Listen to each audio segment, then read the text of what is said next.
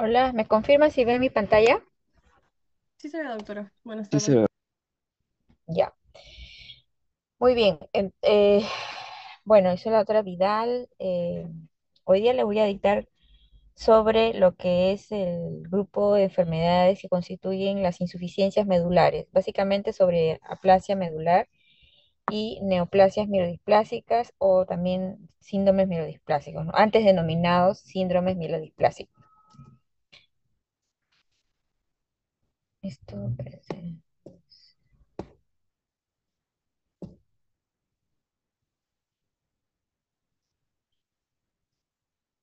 Ya. Bueno, primero definir el término de pancitopenia, ¿no? Pancitopenia es la disminución de las tres líneas celulares, ¿no? Tanto glóbulos rojos, glóbulos blancos y plaquetas. Ahora, hay situaciones en que la pancitopenia se da en el contexto de una médula ósea hipocelular, ¿no? O sea, asociada a una hipocelularidad. Sin embargo, también hay pancitopenias con médulas óseas celulares o hipercelulares. En otras situaciones tenemos médulas óseas hipocelulares con o sin citopenias, ¿no? Son distintos escenarios. Ahora, con respecto a la pancitopenia con médula ósea hipocelular, típicamente acá tenemos a la anemia plástica, que puede ser adquirida o hereditaria. Algunos síndromes mielodisplásicos SMD, las siglas, neoplasias mielodisplásicas actualmente denominados desde el 2022. Algunas leucemias aleucémicas raras, algunos linfomas. Dentro de las pancitopenias con médula ósea celular, tenemos a los síndromes mielodisplásicos, a la hemoglobina paroxística nocturna, la mielofibrosis, algunas leucemias, la mieloptisis, que es la invasión de la médula ósea por una neoplasia sólida, a los linfomas, a la leucemia de células vellosas, como ejemplos, ¿no? También pueden ser, digamos, secundarias a enfermedades sistémicas, o sea, no propias de la médula ósea, sino, por ejemplo, lupus o enfermedades de tejido conectivo, ¿no? Hiperesplenismo, también en caso, por ejemplo, de pacientes, por ejemplo, el que más vemos es la cirrosis hepática. La deficiencia de vitamina B12, o ácido fólico, también por infecciones. Tenemos causas de pancitopenia, el alcoholismo, la brucelosis y otros más raros, ¿no? Tuberculosis inclusive. Entonces, ahora, hablando sobre lo que es la aplasia medular, o la anemia plástica también denominada, es la pancitopenia en el contexto de una médula ósea hipocelular. Este es un diagnóstico de exclusión, o sea, no es la primera opción realmente que uno va a pensar en un paciente que tiene una pancitopenia, por ejemplo, de que se trate de una aplasia medular, ¿no? Antes que eso tenemos que ver, como les he mencionado anteriormente, otras causas, ¿no? Es una entidad rara, ¿sí? En nuestro medio, en Latinoamérica, por ejemplo, Perú, Colombia, Brasil son los países que tienen mayor cantidad de casuística, ¿ya? Posiblemente por las malas condiciones de vida y de trabajo que tenemos. En Europa o en Estados Unidos esto es más raro, ¿no?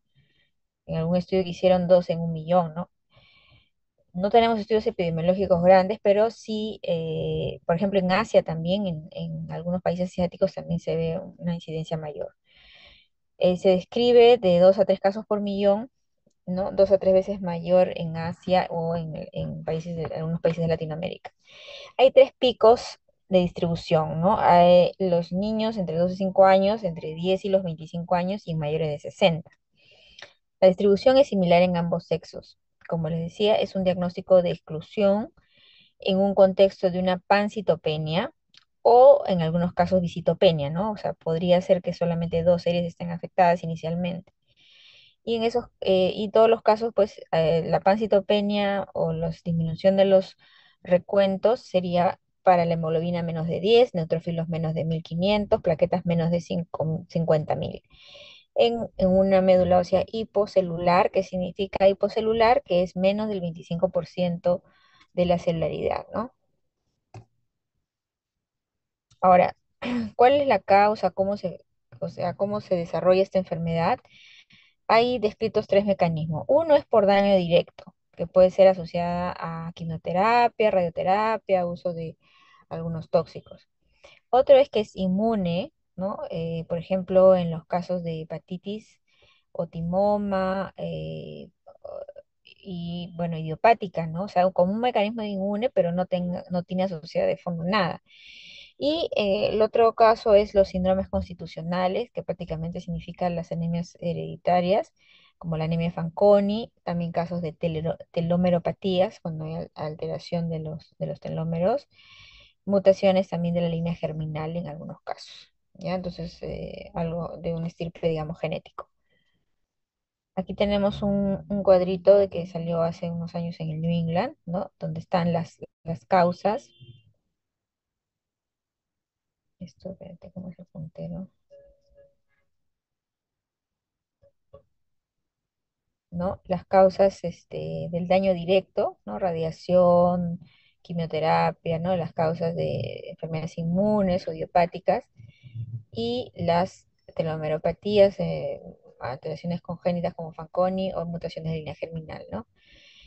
Y todas van a dar este lugar, ¿no? A una hipocelularidad de la médula ósea y una pancitopenia, ¿no? Por ejemplo, una biopsia de hueso, esta sería una de celular normal, pero cuando hay, digamos, un reemplazo de las células formadoras o las células hematopoyéticas, ¿no? Formadoras de las líneas celulares, está, digamos, la médula ósea reemplazada por por las Porón, pues. células grasas. ¿Me están escuchando? Sí, doctora, sí se escucha. Ya. Entonces estamos hablando de una celeridad baja y esto es la anemia plástica, ¿no?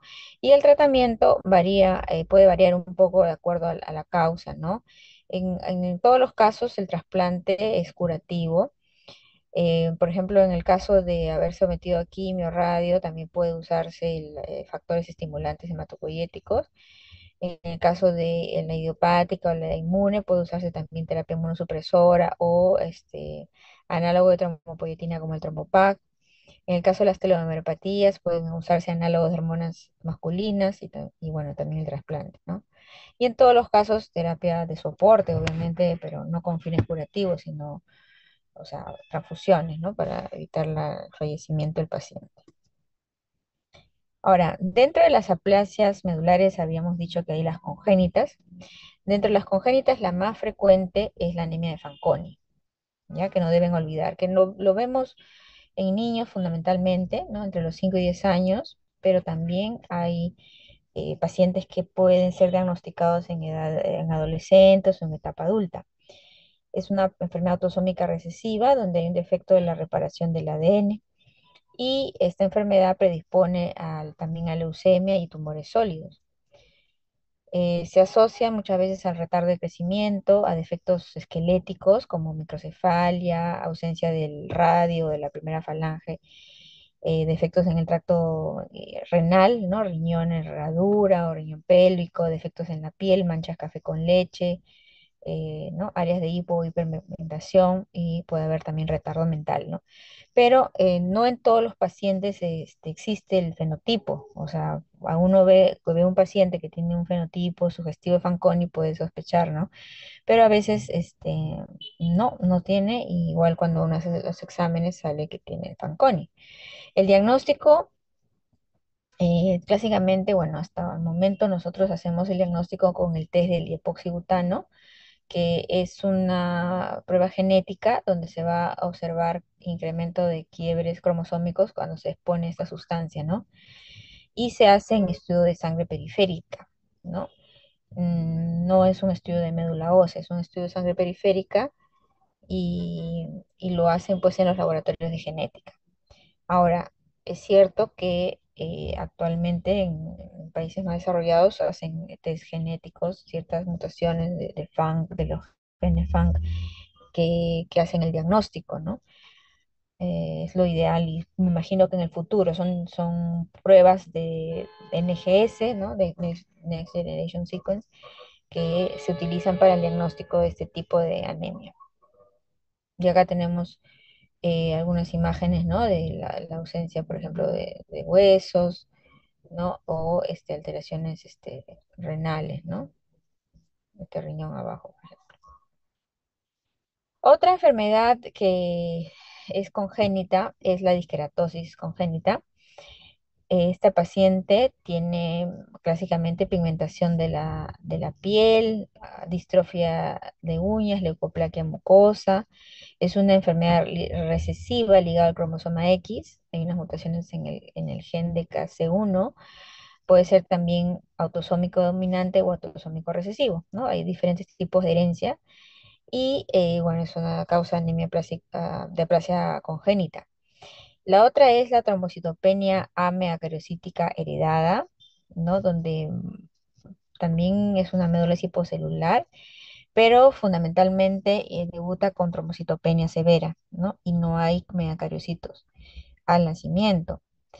Las mutaciones se han descrito en el gen CMPL y se ve que puede haber falla medular multilineal en la segunda década de la vida, ¿no? O sea, pueden debutar solamente con trombocitopenia, pero después ya van a hacer una bicitopenia o una pancitopenia. Otra anemia congénita, aplasia congénita, es el síndrome de Schwann-Diamond, que es autosómico recesivo.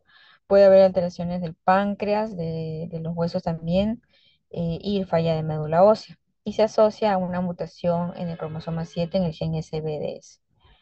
Ahora, estas son raras, ¿no? O sea, son enfermedades muy raras, eh, muchas veces detectadas en edad pediátrica, ¿no? Y acá hay una tablita con las características, ¿no? Tanto de la anemia Fanconi, la discretosis congénita, la trombocitopenia ameacariocítica, los síndromes de Schwann-Diamond, ¿no? En caso de Fanconi, por ejemplo, hay varios mutaciones que causan, ¿no? Em, en el caso de la discretosis, el DKC1, el HTERC, son esas mutaciones. La otra de la ameacarocítica es MPL, ¿no? O sea, prácticamente estos estudios de NGS son los que muchas veces nos dan el diagnóstico. Ujú. Y bueno, acá están los test, ¿no? El secuenciamiento, de test de hipoglucano y los comentarios acerca de las características clínicas. También tenemos en algunos casos que diferenciar con la citopenia refractaria de la niñez, que en realidad es una neoplasia mielodisplásica, ¿no? O sea, se confunden a veces porque justamente debutan con citopenias. En el caso de la citopenia refractaria, eh, hay, digamos, una eritropoiesis, una diseritropoiesis, ¿no?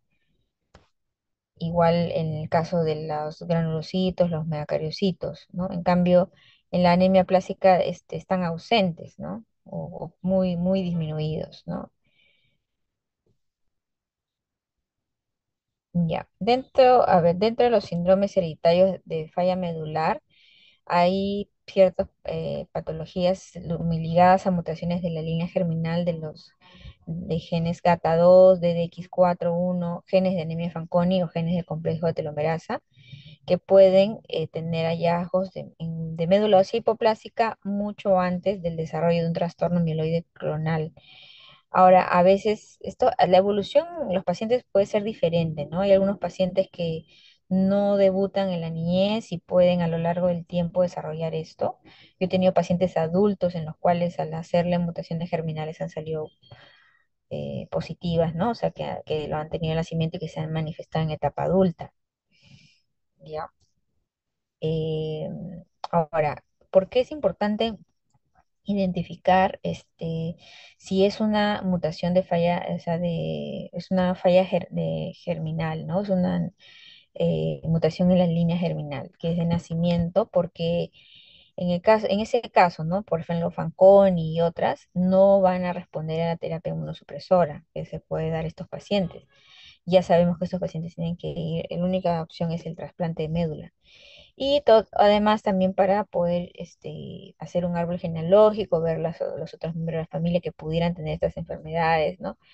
Y por ejemplo, si van a ser trasplantados, entonces no sería, por ejemplo, dentro un donante familiar no sería lo más óptimo porque puede ser que ese hermano o el padre tenga también la mutación y entonces no va a solucionar el problema, ¿no? Entonces, en ese caso, lo que se haría es investigar a la familia si tienen esa mutación, ¿no?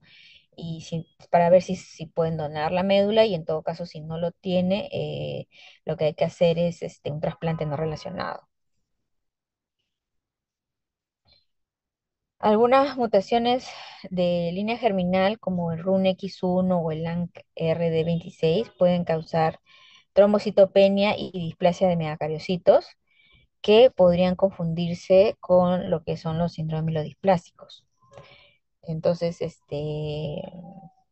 a veces es difícil hacer el diagnóstico, ¿no? Y sobre todo si no tenemos acceso a las pruebas genéticas. La presencia de mutaciones somáticas pueden indicar un mayor riesgo de progresión neoplásica, o sea, pueden evolucionar estos casos a mielodisplasia o leucemia mieloide aguda, ¿no? O sea, debutar como aplasia, pero luego ir a mielodisplasia o leucemia. Y estas variantes incluso pueden ocurrir en pacientes sin antecedentes familiares, ¿no? Eh, una edad de inicio temprana o hallazgos físicos asociados típicos a los síndromes de prohibición de línea germinal. Se recomiendan pruebas en tejido no hematopoyético en los casos que se sospecha de una variante de la línea germinal, ¿no? Porque para poder ser detectados, ¿no? Se usan, por ejemplo, en cabello, ¿no? Es lo como cosas hacen, ¿no? Esos estudios. Ahora, hay síndromes de falla medular constitucionales que se presentan en adulto, como el Fanconi, que les comenté, que también se puede ver, el GATA2, el CDTL4, las enfermedades relacionadas al telómero. Entonces, pueden, digamos, debutar en una etapa ya mayor. Por eso es que nosotros rutinariamente a los menores de 40, sobre todo, hacemos estudios genéticos, ¿no? Ver si tiene Fanconi, sobre todo, que es la más frecuente, ¿no? Que es la que tenemos acceso. Y, y si podemos hacer, por ejemplo, estudios de NGS, pues identificar estos genes, por ejemplo, hay 17 tipos de genes alteraciones que van a dar el anemia Fanconi, ¿no? Bueno, el GATA2, que es más de predisposición a leucemia, ¿no? El CTLA4, ¿no? Que es más, digamos, de citopenias inmunes. Ya, muy bien. Entonces, lo más frecuente que ustedes van a ver es la aplasia medular o anemia plástica adquirida. Clásicamente, esta enfermedad se ha asociado a exposición previa de agentes tóxicos, ¿no? Como derivados del benceno, ¿no? El petróleo, insecticidas, citotóxicos, radiación previa, ¿no? Años antes, ¿no? Por ejemplo.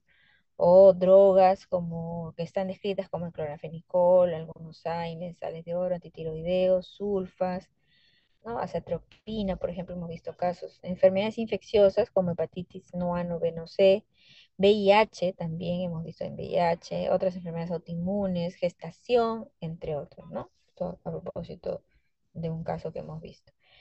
Entonces, si es una anemia plástica secundaria, ¿no? Por ejemplo, a radiación, a drogas, eh, a virus, ¿no? Parvovirus también, Epstein-Barr, a enfermedades inmunes como la fascitis eosinofílica, por ejemplo, el timoma, o también por embolia parasítica nocturna, ¿no? Eso.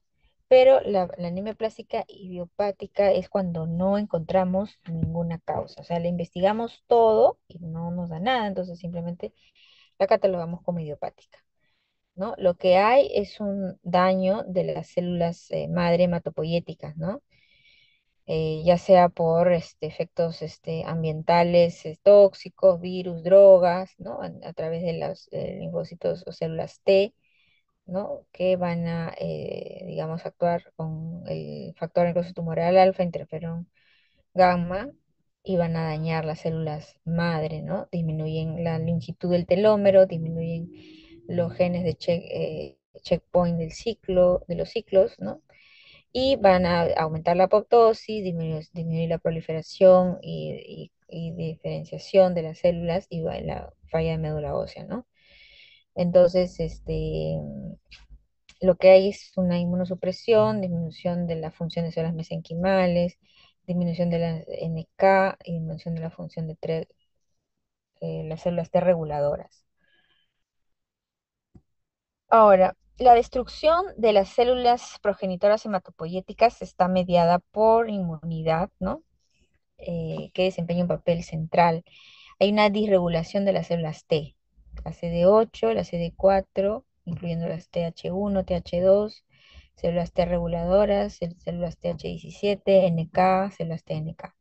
Hay una producción anormal de citoquinas, incluyendo tanto el interferón gamma, factor de necrosis tumoral alfa y el factor de crecimiento transformante beta. Ahora, también hemos visto casos de pacientes con telomeropatías, ¿no? Los telómeros o la enfermedad de los telómeros son relacionadas con la edad, ¿no? A medida que pasa la edad hay un acortamiento de los telómeros, ¿no? En un paciente joven, digamos, el telómero es más grande, va disminuyendo, ¿no? Y esto también da predisposición a cáncer, ¿no? Entonces está viendo de medicamentos, por ejemplo, que actúan a nivel de estas telomeropatías, ¿no? Ahora, hay ciertas anomalías citogenéticas que pueden ocurrir en la placa medular. En teoría, nosotros cuando hacemos estudios genéticos en la placa medular siempre sale que es normal la genética del cariotipo, ¿no? Pero podría presentarse, por ejemplo, alteraciones de la tipo monosomía del 7, de lesión del 7, trisomía del 8, de lesión del 13, trisomía del 6, trisomía del 15, ¿no? Que son de baja incidencia, ¿ya? Pero, por ejemplo, en el caso de haber una monosomía del 7 o de lesión del 7q, estos pacientes tienen un riesgo más alto para progresar a amiloidisplasia o leucemia amiloide aguda, ¿no? En cambio, la trisomía del 8, por ejemplo, da un buen pronóstico para respuesta a terapia inmunosupresora, ¿no? También la de lesión del 13q, también la anomalía 6p UPD, ¿no? Bueno, que pocas veces la encontramos. Ahora, hay otros genes que están también frecuentemente mutados en la aplasia, como es el BCOR o BCOR-L, que está entre un 4 a un 9% y estos pacientes tienen una posibilidad de respuesta mayor a la terapia inmunosupresora. Hay otro gen que es el gen PIGA, que esto se relaciona a clona de hemoglobina peroxítica nocturna, que está entre un 7,5 y 40%, y que también puede predecir una respuesta favorable a la inmunosupresión, ¿ya? En cambio, por ejemplo, si tuviéramos RUNX1, es una pobre respuesta a la inmunosupresión, así como el JAK2, JAK3, ¿no? Como el DNMT3A o como el ACLX1, ¿no? Que están más ligados, por ejemplo, a los síndromes melodisplásicos. A veces hacer la diferenciación entre lo que es la aplasia y la melodisplasia puede ser difícil, ¿no? Entonces, por ejemplo, acá tenemos unas mutaciones que pueden presentarse en un envejecimiento normal, ¿no? Eh, como aumenta, por ejemplo, a través de la edad el ACLX1, ¿no? Eh, En cambio, en la aplasia medular, la mayor parte de pacientes pueden tener esta alteración del gen PIGA, ¿no? De células de hemoglobina peroxística nocturna, un grupo de 6P, CNLOH, la CLX1, el BCOR de NMT3. En cambio, en la milodisplasia, más bien, el clona de HPN no, es más raro, ¿no? Más frecuente tenemos a RUNX1, al P53, al TET2 y otras alteraciones citogenéticas, ¿no? DNMT3A, ¿no? Entonces, varía un poco y eso nos ayuda muchas veces a hacer el diagnóstico diferencial de estas anomalías clonales. Ok, entonces, en cuanto a la presentación, ¿no? Los pacientes, ¿cómo vienen? ¿Vienen con sangrado? ¿Vienen con síntomas de anemia? vienen con síntomas de infección, ¿no? Es lo que se correlaciona con los valores que tienen en el hemograma, ¿no? Y dependiendo de la severidad, ¿no? Hay unos pacientes que vienen con más plaquetopenia que otros y, bueno, obviamente tienen mayor sangrado, ¿no? Igual, por ejemplo, si tienen neutropenia muy severa, ¿no? Vienen muchas veces ya con infecciones, ¿no? Entonces, lo que es la plaquetopenia, ya saben que da las petequias, las equimosis, ¿no? Sangrado de mucosas, sobre todo, ¿no? En cuanto a la evaluación que vamos a hacer al paciente, ¿no? Siempre, bueno, su hemograma, obviamente lo primero que uno le toma a los pacientes, y hacer siempre una sangre periférica, ¿no? Donde, perdón, esto es la sangre periférica, ¿qué cosa vamos a ver? Los recuentos disminuidos, ¿no? Tanto hemoglobina, plaquetas, leucocitos. La anemia generalmente es normocítica, normocrónica, puede haber también un poco de macrocitosis. Y si le hacemos el recuento de reticulocitos, tenemos recuento bajo de reticulocitos, acuérdense, ¿ya? Entonces, una de las patologías que tiene, porque es una falla de la médula ósea no está trabajando bien, ¿no? Entonces, siempre están bajo los reticulocitos a pesar de tener una anemia severa. No hay un mecanismo que pueda compensar. Y debe hacerse inmediatamente un aspirado y sobre todo una biopsia de hueso para poder contar la celularidad. La celularidad, como les decía, de la médula se observa mejor en la biopsia. El aspirado puede ser que uno lo vea normocelular o hipocelular, ¿no? Pero no nos podemos confiar, tenemos que hacer la biopsia. Ahora, sabemos que la celularidad normalmente disminuye con la edad, ¿no? Hay una regla que nosotros utilizamos, ¿no? Por ejemplo, restamos la edad del 100, ¿no? Por ejemplo, si tengo un paciente de 20 años, la celularidad más o menos de ese paciente debería estar alrededor de 80%. En cambio, si tengo un paciente de 80 años, la celularidad en este caso debería estar más o menos un 20%. Entonces, en pacientes mayores, eh, es a veces difícil establecer cuándo es hipocelular. El diagnóstico y la definición habla sobre menos de 25% de la celularidad para la edad, ¿ya? Eh, a veces en pacientes mayores es más difícil establecer eso porque normalmente van a estar con celularidad disminuida, ¿no? El incremento de la grasa en la plasia se debe al aumento en tamaño y número de las células grasas. Entonces, en la biopsia vamos a ver prácticamente que es pura grasa, ¿no? No tenemos casi progenitores, ¿no? Y una característica es, por ejemplo, que no vemos megacariocitos muchas veces, ¿no? A veces no hay, o a veces hay uno, o muy poco. Otro estudio importante que tenemos que hacer complementario es el cariotipo. ¿Y por qué? Porque necesitamos hacer el diagnóstico diferencial con los síndromes mielodisplásicos, ¿no? Sobre todo los que son hipoplásicos. Porque, por ejemplo, si yo tengo una alteración característica de los síndromes mielodisplásicos, como puede ser una monosomial 7, entonces ya yo no puedo decir que esto es solamente una aplasia, ¿no? Si hay alteraciones citogenéticas características de la mielodisplasia, ya tengo que hacer el diagnóstico de un síndrome mielodisplásico. El inmunofenotipo hacemos básicamente para descartar presencia de clona de hemoglobina paroxística nocturna, que nos ayuda un poco a confirmar el diagnóstico porque las aplasias generalmente, bueno, si nosotros no encontramos una clona de HPN en el paciente, podríamos decir, bueno, y si es una mutación de línea germinal o si es, ¿no? Pero en cambio, si ya no sale que es positivo para clona HPN, definitivamente estamos frente a un paciente de anemia plástica adquirida. Y como le decía, en pacientes menores de 40, siempre hacer el test de dipoxibutano para descarte de Fanconi. Este es un cuadrito que siempre me gusta enseñar para que tengan la idea de que esta enfermedad de aplasia medular digamos, tiene varias presentaciones, ¿no? Por ejemplo, si yo tengo un paciente que tiene algunos signos de displasia y es una médula hipocelular, yo puedo estar catalogando a un paciente con un síndrome mielodisplásico hipoplásico, ¿no? O sea, tiene parte de aplasia, parte de mielodisplasia, ¿no? Y Y la mielodisplasia, en algunos casos, va a ir a fase de leucemia aguda, ¿no? Por eso estas enfermedades se relacionan.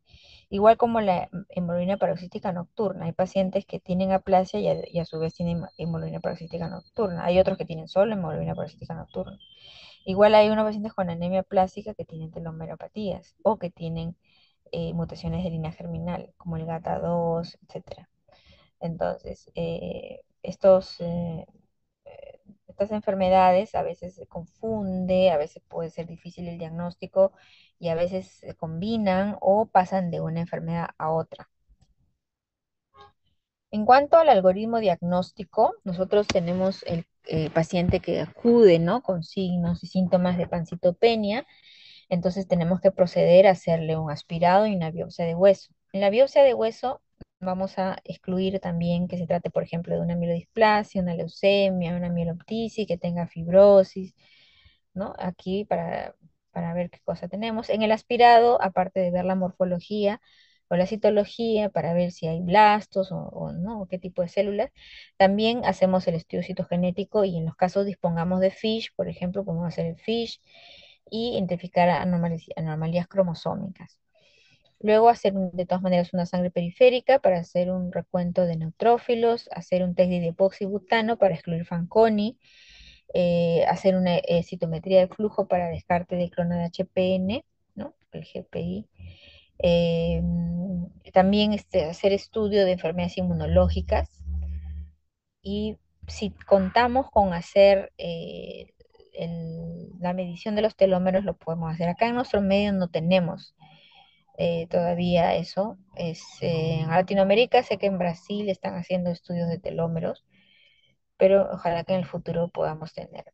Entonces, una vez que hacemos estos exámenes, si determinamos que tiene un paciente anemia plástica adquirida, si es un paciente trasplantable, lo primero que tendríamos que hacer es un estudio de HLA con sus hermanos, ¿no? Con sus hermanos de padre y madre. Y dependiendo de eso, ¿no? Si va a trasplante, es porque, bueno, si tiene donante va a trasplante, si no, va a una terapia inmunosupresora, que es la globulina titimocítica, en primera línea la de caballo, asociada a ciclosporina, ¿no? Y bueno, también se pueden usar andrógenos, ¿no? Tipo danazol, ¿no? Bueno, factores estimulantes es controversial. Ahora, con respecto a la clasificación de la severidad, seguimos usando los criterios de Camita, ¿no? La anemia plástica severa tiene severidad menos de 25%, valores bajos de al menos dos de las tres series, neutrófilos menos de 500, plaquetas menos de 20.000 y reticulocitos menos de 20.000 en recuento manual y 60.000 en recuento de máquina, equipo automatizado. Y en el muy severa es todo lo anterior más neutrófilos menos de 200. Entonces, si nosotros tenemos un paciente con neutrófilo menos de 200, ya estamos hablando que cumple con los criterios anteriores, ¿no? Estamos hablando de una anemia plástica muy severa y estos casos son los que peor van, los que se infectan más rápidamente, los de que tienen un muy alto riesgo de mortalidad, inclusive sin necesidad de recibir ninguna terapia. O sea, ahí nomás. Ni tiempo da para darle tratamiento. ¿Cómo se pasa esto?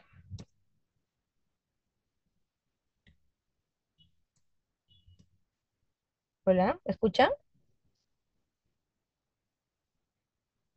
Sí, Sí, doctora. doctor. Ah, ya, pero no está pasando. Ya.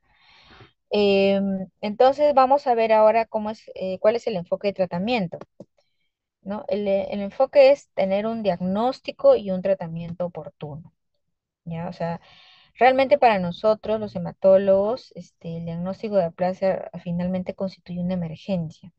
¿Por qué? Porque si un paciente, por ejemplo, ya tiene esa sospecha, si uno se demora en que mientras que lo refiere, mientras que le hace el estudio, mientras que sale el resultado, entonces va pasando los días, las semanas y a veces hasta los meses y no tiene un tratamiento. Y cada vez que se transfunde el paciente, empeora su pronóstico y también tiene un alto riesgo de mortalidad, ¿no? Sobre todo los pacientes que son neutropénicos muy severos. Tenemos varios pacientes que no se nos han muerto antes de darles nada, porque la enfermedad, pues, básicamente fallecen de infecciones, ¿no? Porque uno, por ejemplo, si le ve que está con anemia, las plaquetas le bajaron, le transfunde y ya está.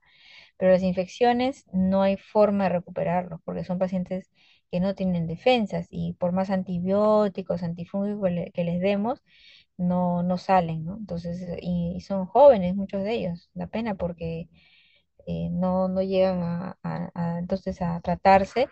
Y yo creo que si, digamos, tratáramos de hacer todo muy rápido, tal vez podríamos rescatar a alguno de estos pacientes. Se dice, salió un estudio hace un tiempo, que menor de 30 días en el diagnóstico y en su tratamiento, el pronóstico mejora, ¿no? Lo que demora más son a veces los estudios, bueno, la referencia, porque a veces los médicos no refieren al hematólogo y hay que hacerle una biopsia de hueso, ¿no? Y a veces los estudios, digamos, de la médula también pueden demorar. Y si es joven y estamos pensando hacerle un trasplante, también el estudio de compatibilidad puede demorar. Entonces eso hace que nos retrasemos. Mejor tasa de respuesta, entre más rápido es el inicio del tratamiento, mejor sobrevida. Ahora, para los criterios de tratamiento, perdón, para que consideración de tratamiento tenemos que ver si tiene criterios, ¿no? Por ejemplo, la anemia plástica, que es severa y muy severa, de hecho va a requerir tratamiento.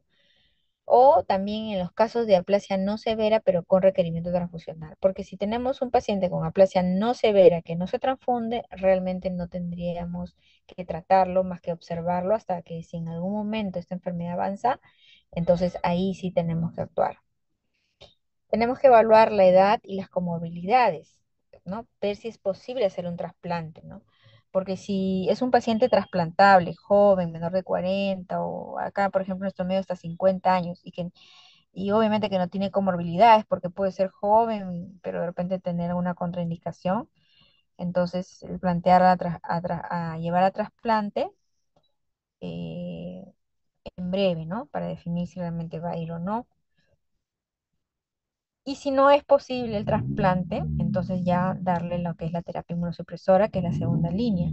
Ahora, en pacientes mayores de 50, 60, no son trasplantables, vamos de frente a terapia inmunosupresora, ¿no? La preferida es la globulina timbocítica de caballo. Hay dos actualmente, la de caballo y la de conejo. La de caballo es la que más tasas de respuesta y menos complicaciones ha tenido. Ahora, hay otras terapias, ¿no? Ciclosporina, danazol, el Tramopac, pero que tienen un chance de respuesta menor. Y obviamente siempre las transfusiones, o sea, soporte transfusional, ¿no? Porque por supuesto que si dejamos un paciente que no se transfunda con una plaquetopenia severa, puede sangrar en cualquier momento, ¿no? Entonces, soporte transfusional y también uso de quelantes. Los quelantes, es para la sobrecarga de hierro. Muchas veces estos pacientes se transfunden tan seguido que ya tienen signos, síntomas de sobrecarga, entonces hay que tratar esto. Y sobre todo si va a trasplante, porque se ha visto que en trasplante los pacientes que tienen una ferritina muy alta a veces no les va muy bien en el trasplante. Entonces, bueno, acá hay un algoritmo con edad menos de 35. En las últimas hablan de menos de 40, pero aquí nosotros en el hospital hasta 50 hacemos el trasplante de médula ósea en primera línea, sobre todo si tiene un donante idéntico, ¿no? Hermano de padre madre que tiene 6 de 6 del HLA. Y si hay una respuesta, lo tratamos con ciclosporina hasta 6 a 12 meses. Si no tiene donante, no se puede trasplantar, entonces va a terapia inmunosupresora. Nosotros, si no hay respuesta, podemos seguir un segundo curso de terapia inmunosupresora o ya ver otras alternativas, como el trasplante, puede ser, o factores estimulantes, andrógenos, o un trasplante no relacionado, ¿no? Nosotros en aplasia, el ideal es hacerle un trasplante de donante idéntico. Si no, podíamos hacer, para hacerlo rápido, acá en nuestro medio, hacer un haploidéntico. Y si no se puede, tendríamos que hacerle un trasplante no emparentado, que no lo estamos haciendo actualmente todavía en nuestro medio, y esos pacientes tienen que viajar a otros países, ¿no? A hacerse el trasplante. Y acá está, ¿no? Si tiene donante, bueno, menor de 40 va a trasplante, si está entre 40 y 60, bueno, puede ir a trasplante o si no a ATG, globulina timocítica asociada a ciclosporina, ¿no? Acá la evaluación lo plantean al 120, nosotros lo hacemos al día 180. Hay un trabajo de este Blot 2017 que propone que tal vez los pacientes menores de 20 pueden ir a trasplante no relacionado en primera línea, pero eso lo están haciendo en países desarrollados que tienen acceso. Nosotros hasta el momento no lo podemos hacer porque no tenemos la logística para ello, ¿no? Entonces estos pacientes todavía siguen yendo a globulina titimocítica, ¿no? Y recién si no responden a esto, entonces ya van a otro trasplante alterno que no es el idéntico, que puede ser en lo relacionado. Ahora, darle un segundo curso de ATG en un paciente que no ha respondido, puede ser discutible, pero podría darse, en todo caso cambiar la globulina, si se le dio de caballo, darle de conejo o viceversa, ¿no? Y otras opciones como el Trombopag, el Danazol. Ahora, en cuanto al trasplante, ¿no? El trasplante, el que se utiliza, pues, como le digo, es el trasplante de hermano o hermana 100% compatible. Se llama trasplante alogénico emparentado, idéntico. Es la elección en pacientes jóvenes y con alta tasa de curación, 70-90%. ¿Ya? O sea que es bien, el pronóstico es muy bueno. O sea, dentro de los pacientes que se someten a trasplante, por lo menos acá, el que mejor no va es en aplasia, ¿no? Porque pacientes salen bien. El acondicionamiento se hace con ciclofosfamida en altas dosis asociado a globulina titimocítica de conejo y con una profilaxis de para enfermedad de injerto contra huésped de metotrexate con ciclosporina. La fuente ideal se describe que es la médula ósea, ¿no? Porque en teoría provocaría menos enfermedad de injerto contra huésped, pero actualmente en la mayoría de centros, y acá nosotros también usamos sangre periférica, ¿no? Que ha demostrado que tiene similares resultados eh, en Latinoamérica, ¿no? Mejor pronóstico es si el paciente se trasplanta rápido, menor tiempo entre el diagnóstico y el trasplante y en pacientes más jóvenes. Los trasplantes no relacionados, si lo tenemos a disposición rápidamente en menores de 18 años, se postula que podría hacerse en primera línea, ¿no? Que ha tenido una solidez similar, digamos, al relacionado y con un poco más de H. El trasplante de haploidéntico en China, por ejemplo, es la primera línea si no hay donante idéntico. Y en Europa es la segunda línea, ¿no? Entonces, hay una tendencia a que se haga más tempranamente los trasplantes como terapia curativa y sobre todo con los avances de trasplante, las menores complicaciones o el mejor manejo de complicaciones del haplo idéntico podría ser que ya pase como que todo paciente que sea trasplantable pasa, ya sea a un a un halo idéntico o un haplo, que no es idéntico, pero que sería la mejor alternativa para esos pacientes. Muy bien. ¿Cómo vamos hasta ahí?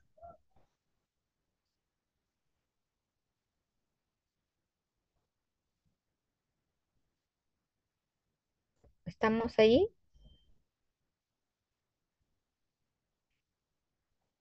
Hola. Sí, doctora. Sí, doctora, todo bien. ¿Sí estamos? Ya. Ok, me van avisando porque a veces se desconecta y de repente yo estoy hablando sola.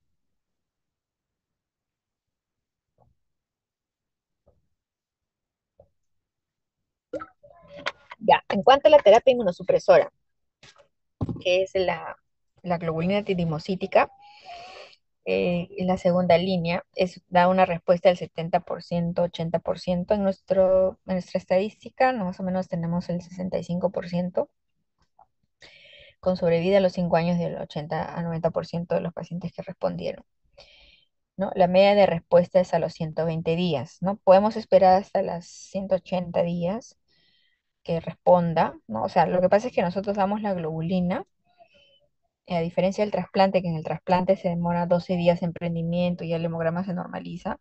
En la terapia inmunosupresora no es inmediato la respuesta. Entonces el paciente se sigue transfundiendo hasta que en algún momento comienza a subir y ya comienza a independizarse de transfusiones. Y la respuesta la catalogamos como parcial o completa. Parcial significa que no llega a normalizar, pero ya no se transfunde. Completa es cuando su hemograma se normaliza, ¿no?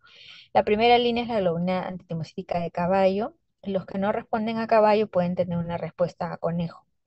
La ciclosporina, o sea, se da globulina antitemocítica asociada a ciclosporina. Y esta ciclosporina se debe dar mínimo por 6 meses. Nosotros damos hasta un año y se disminuye lentamente, incluso hasta 2 años para evitar recaídas. La recaída, que más o menos se da en 35% de pacientes en los 7 años, se define como la dependencia transfusional luego de que ha sido independizado de transfusiones por 3 meses. La infección, hemorragia y fiebre no son contraindicaciones absolutas, pero bueno, en general nosotros tratamos de suspender si es que está con una infección, ¿no? Porque la ciclosporina finalmente, el globulina es un supresor y puede empeorar las infecciones, ¿no?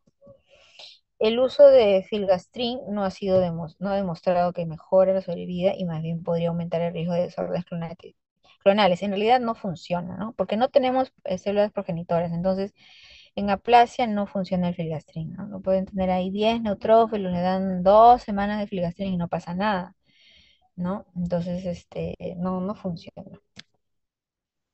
Entonces, la respuesta completa cuando la hemoglobina normaliza, neutrófilos más de 1500, plaquetas más de 150.000. La respuesta parcial es independencia de transfusiones, pero que no normaliza el hemograma. Y bueno, la no respuesta es cuando se sigue transfundiendo. En el caso de anemias refractarias, ¿no? A, a un curso de terapia inmunosupresora, ¿no? Hay que ver si el paciente tiene donante, puede ir a trasplante, o podemos repetir un segundo curso, ¿no? Y en todo caso, si no, ya dar otras terapias como andrógenos, el trombopac o drogas experimentales. Acá este autor, en el Blood Advances del 2018, postula, ¿no? Que ante el diagnóstico de aplasia se haga estudio HLA y si es una anemia plástica severa, se haga el trasplante en todo paciente, ¿no? Solamente, o sea, que eso sea la primera instancia, ¿no? Por ejemplo, HLA idéntico, em, si es mayor de 50, reducir la dosis de acondicionamiento, pero igual meterlo a trasplante, ¿no? Si es no relacionado 10 de 10 y HLA 10 de 10, también si está o sea, si es que lo disponemos en un lapso de 4 a 6 semanas como máximo. Lo otro es haploidéntico, también si es que no tiene nada antiidéntico. Y bueno, y en último caso ya la terapia inmunosupresora asociada a ciclosporina y también el trombopac, que los últimos estudios de la terapia inmunosupresora están haciendo asociados al trombopac, o sea, globulina titimocítica, ciclosporina y el trombopac. Y eso ha demostrado una respuesta mayor, ¿ya? En pacientes que ya no son candidatos a trasplante, ¿no? Porque o no tienen donante o no se quieren trasplantar.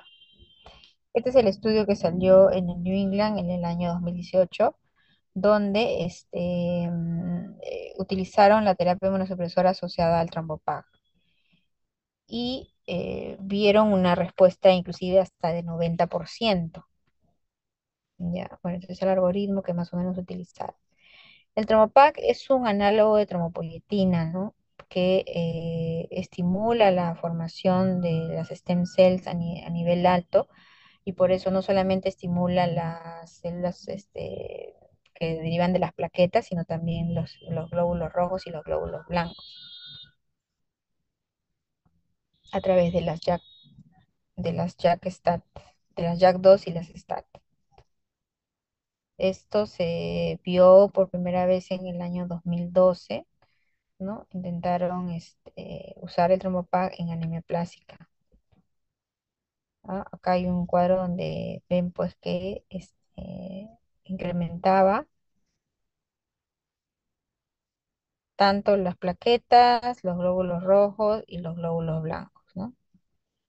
Algunos mejoraron independientemente, pero por ejemplo aquí seis pacientes al inicio, que fue los primeros pacientes que utilizaron, veían que mejoraban las 3 líneas celulares, ¿no?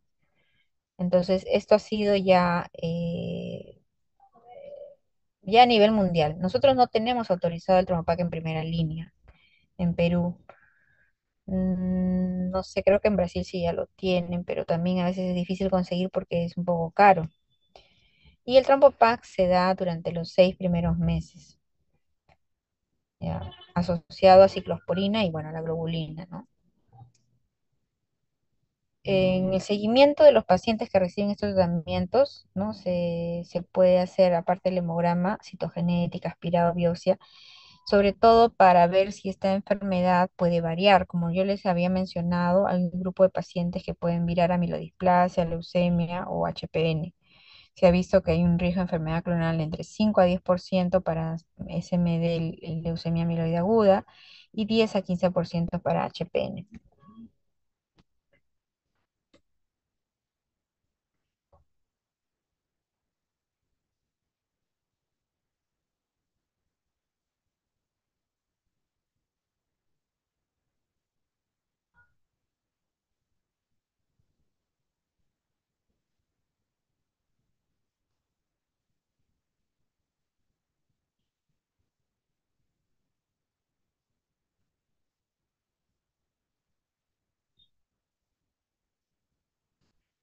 Ya, el tratamiento de soporte es la terapia transfusional, ¿no? Sobre todo si las plaquetas están menos de 10.000 o menos de 20.000 con fiebre.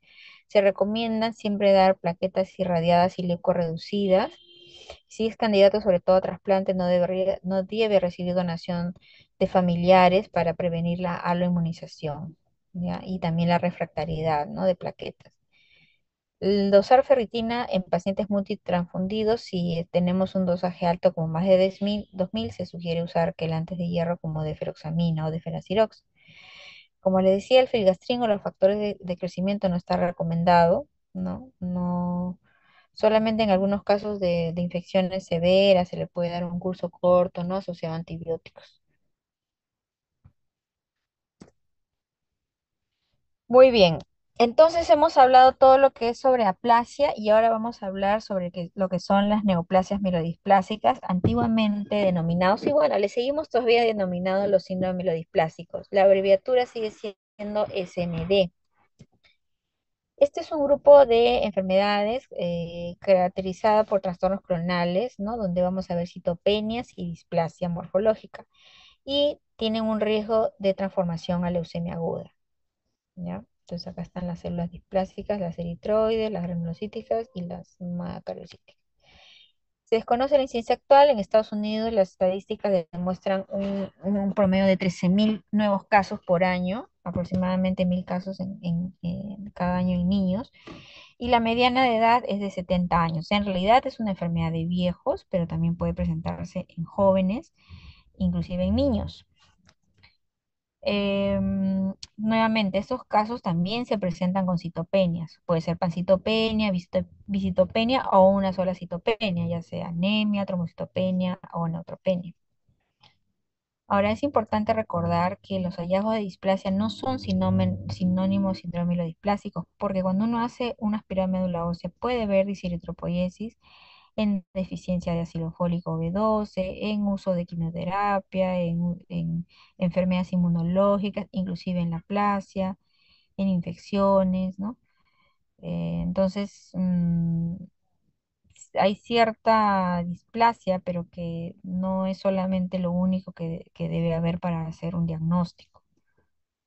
Se requiere una historia clínica detallada, ¿no? Si ha habido exposición a quimio, a radioterapia, cuánto es su requerimiento transfusional si es que lo requiere, qué tratamientos ha recibido, qué comorbilidades, hacer su hemograma completo, una lámina periférica, ¿no? Hacer el aspirado de médula ósea, ver la morfología de las células, hacer el recuento, tinción de hemosiderina o de Pearls para ver el hierro y la biopsia de hueso idealmente para ver sobre todo celularidad y presencia o no de fibrosis.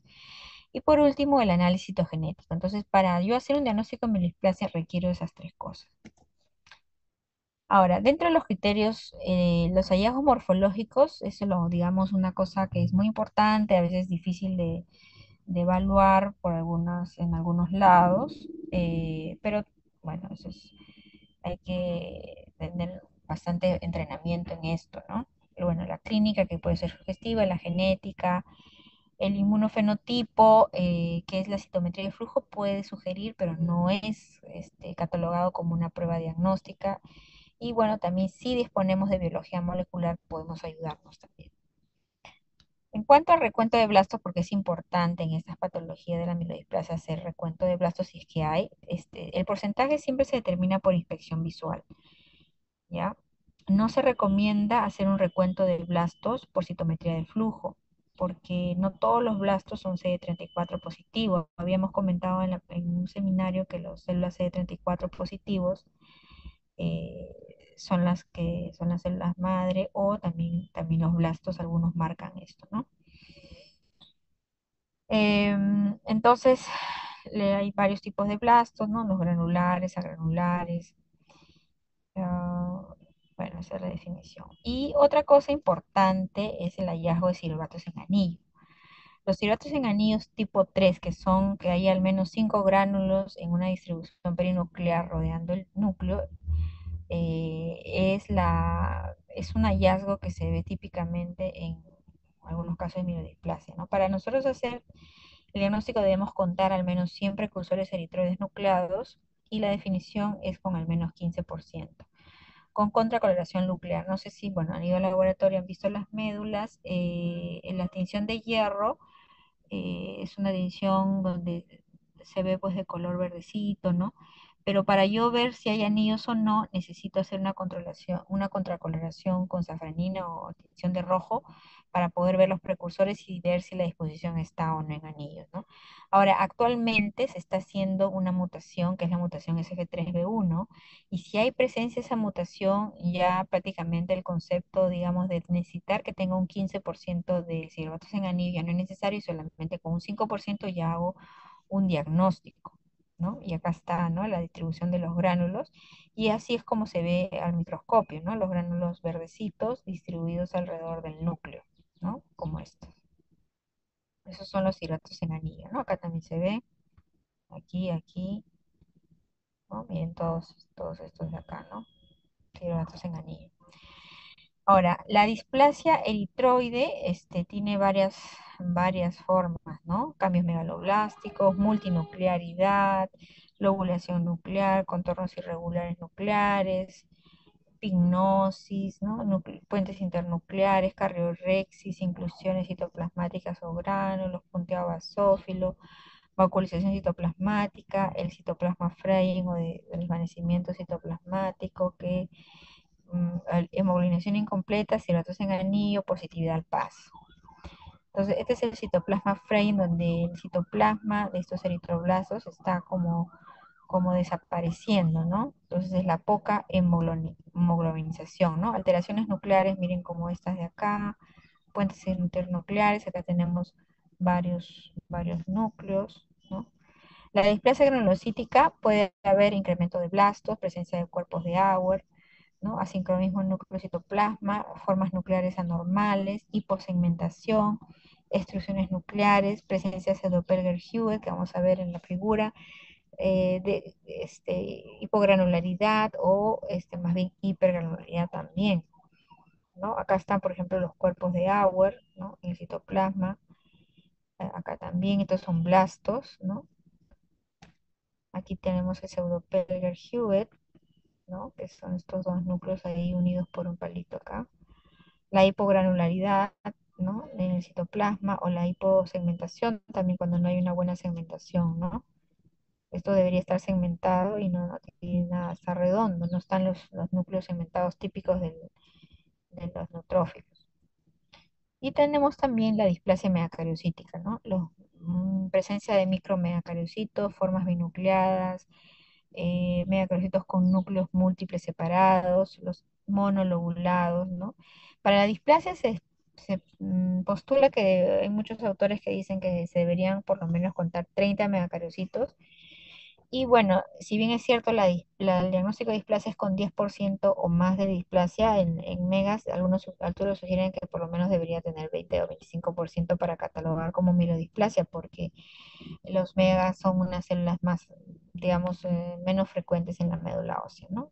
Y acá están, ¿no? Los micromegacaricitos bilobulados, ¿no? Acá los monolobulados, ¿no? Acá hay otro micromegacariocito, núcleos separados también, que no es normal esto, ¿no? Entonces, los criterios mínimos tiene que haber al menos una citopenia que esté durando más de 4 meses, con valores menores, con anemia, ¿no? Hemoglobina menos de 11, neutrófilos menos de 1800, plaquetas menos de 100.000, exclusión de otras enfermedades. Los criterios decisivos son displasia en al menos 10% de las células a menos de una línea. Puede haber displasia eritroide, catalogada como también presencia de silbatos en anillo, ¿no? Mayor a 5% si es que hay mutación SF3B1 o más de 15% si es que si no tenemos la mutación. También displasia granulocítica o megacariocítica, el porcentaje de blastos en el aspirado que debe ser como máximo hasta 19%, porque si ya tiene 20% ya estamos hablando de otro diagnóstico que es leucemia aguda. Anomalías cromosómicas recurrentes características, ¿no? En cariotipo convencional o FISH, si es que tuviéramos a la mano, ¿no? Y los cocriterios son la citometría de flujo, datos moleculares, mutaciones, hallazgos en las en la biopsia de hueso.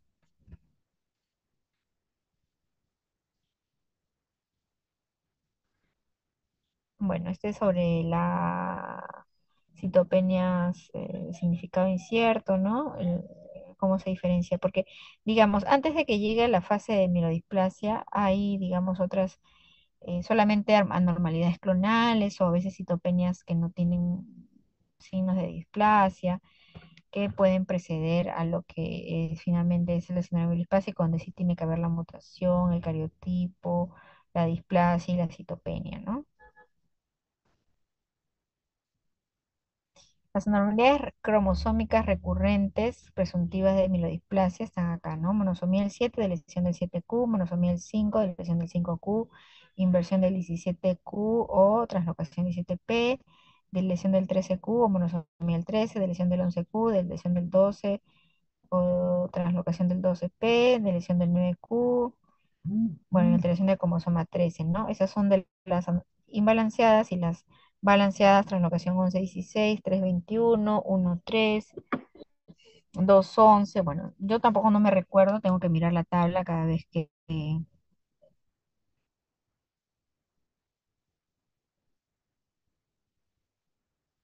este, bueno, revisar esta tablita, ¿no? Para ver si es que tiene o no. Ahora, hay síndromes mielodisplásicos que se dan de novo, ¿no?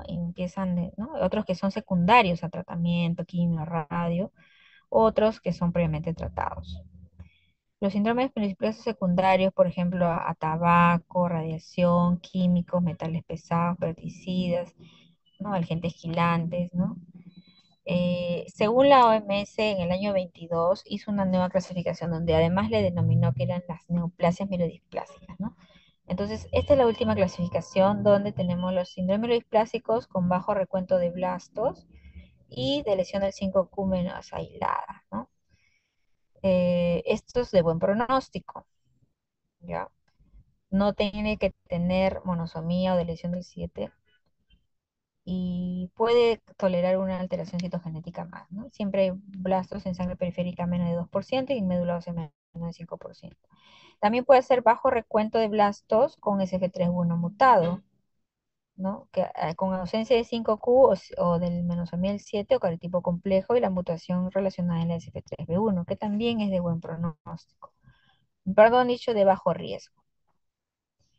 Y la mielodisplasia con inactivación virálica del P53, ¿no? Que tienen menos de 20% de blastoides en sangre periférica o médula ósea, generalmente asociado a cariotipo complejo, y en este caso sí el riesgo es más alto, ¿no? Es riesgo alto.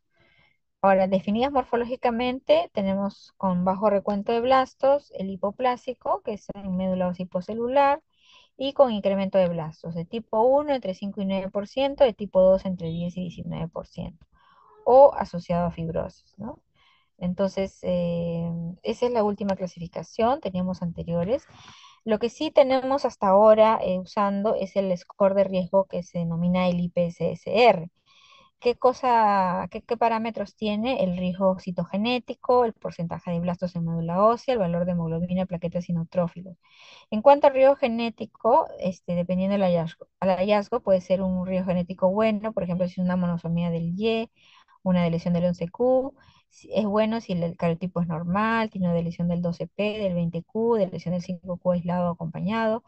Es intermedio si tiene deleción del 7, trisomía del 8, inversión del 17, trisomía del 19 o cualquier otro hallazgo clonal.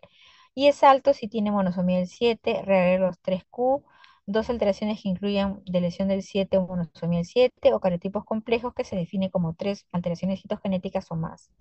Y muy alto si tiene mm, más alteraciones citogenéticas, ¿no? El otro es, perdón, tres alteraciones citogenéticas y el otro más de tres. Entonces, eso se da un puntaje y luego se agrupa en bajo riesgo o muy bajo riesgo, perdón, primero bajo riesgo, riesgo intermedio, alto y muy alto, de acuerdo al puntaje que tenemos y eso se relaciona con la sobrevida, ¿no? Cuanto más bajo es el riesgo, la sobrevida es mayor y si es muy alto, la sobrevida es menor. Ahora, hay una enfermedad dentro de los síndromes biliplásicos que es la de lesión del 5Q, o sea, es ese síndrome bilisplásico asociado a lesión del 5Q, que generalmente se da en mujeres adultas, pueden dar plaquetas normales o elevadas, megacaricitos enanos, monolobulados, leucopenia leve, no hay exceso de blastos y es de mejor pronóstico, ¿no? Cuando es aislado. Em, la monosomía del 7 o del lesión del 7Q también. Bueno, estos más bien tienen el mal pronóstico, es frecuente en síndrome mielodisplásico secundario y frecuentemente se pasan a leucemia mieloide aguda. Ahora, ¿cuál es el tratamiento y cuál es el objetivo del tratamiento en los síndromes mielodisplásicos? Es aumentar la hemoglobina, la independencia transfusional. La única terapia curativa es el trasplante que se hace en los más jóvenes, ¿ya? Y en realidad los pacientes de bajo riesgo digamos, la idea es tratar de darles una mejor calidad de vida y la independencia transfusional. En cambio, los de alto riesgo ya son enfermedades más agresivas que pasan rápidamente a la leucemia aguda y muchas veces tienen que ir a trasplante y ya con fines curativos, ¿no? Porque la única curación en estos casos es el trasplante, pero no vamos a usar un trasplante en pacientes de bajo riesgo porque el riesgo del trasplante también es alto y someterlo a eso a un paciente que podría vivir muchos años sin problemas, bueno, es muy arriesgado. Lo otro es el soporte transfusional, factores de crecimiento y algunas drogas aprobadas que tenemos es la 5-acetitidina para pacientes de riesgo intermedio o alto, la lenalidomida, que es para pacientes 5Q menos, el lupatercept, que es para pacientes con cirrosis en anillo o SF3B1 por mutación. Entonces, el tratamiento de riesgo, pacientes de riesgo bajo, ¿no? Si hay anemia, usamos eritropoyetina. Si hay neutropenia sintomática, o sea, con fiebre, podemos usar filgastrin. Acá sí responde el paciente. Si hay anemia severa que no responde al tratamiento con eritropoyetina, transfusiones, siempre teniendo cuidado con la sobrecarga de hierro.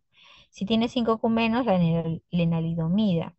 El upadacitab en cigarros en anillo y tratamiento inmunosupresor con globulina antitismocítica y ciclosporina en los síndromes hipoplásicos, en jóvenes sobre todo. Si es posible, trasplante de médula ósea, sobre todo en pacientes jóvenes o con incremento de blastos o citogenética pobre. En el riesgo alto, la acitidina o decitabina, ¿no? Son agentes hipometilantes a dosis bajas. Se esperan por lo menos 2 a 4 meses para valorar respuestas. Es lo único que tenemos hasta la actualidad, ¿no? En cuanto a los síndromes mielodisplásicos hipoplásicos, es una medulosis hipocelular, pero asociada a un síndrome mielodisplásico, ¿no? A displasia. Entonces, a veces es difícil determinar si estamos frente a una aplasia medular versus un mielodisplásico hipoplásico, ¿no? En el síndrome mielodisplásico hipoplásico, eh, la solubilidad es menos de 20-30%, es más común en mujeres, y la anemia plástica también, ¿no? La solubilidad es baja y tiene que descartarse la mielodisplasia, ¿no? Y una palabrita de la hemorroína parasítica nocturna, ¿no? Que también está dentro de este grupo de enfermedades. Esta es una enfermedad clonal adquirida de la célula madre hematopoyética caracterizada por mutaciones somáticas en el PENTIG-A, situado en el brazo corto del cromosoma X. Ahora, las células HPN son deficientes en múltiples proteínas adheridas a la membrana a través de anclajes del glicosilfosfatidilinositol. Dentro de estas proteínas se encuentra el inhibidor de la lisis reactiva de la membrana, el CD59, y el factor acelerador de degradación del complemento, el CD55, siendo ambos inhibidores de la activación del complemento. Y como consecuencia de este déficit, van a ser más sensibles los eritrocitos a la lisis por el complemento. Entonces, ¿qué vamos a tener resultado? A una anemia hemolítica intravascular, una tendencia a trombosis y un componente de insuficiencia de médula ósea. Las complicaciones consecuencia directa de la hemólisis y del secuestro del óxido nítrico por la hemoglobina libre intravascular. La depresión del óxido nítrico produce vasoconstricción periférica.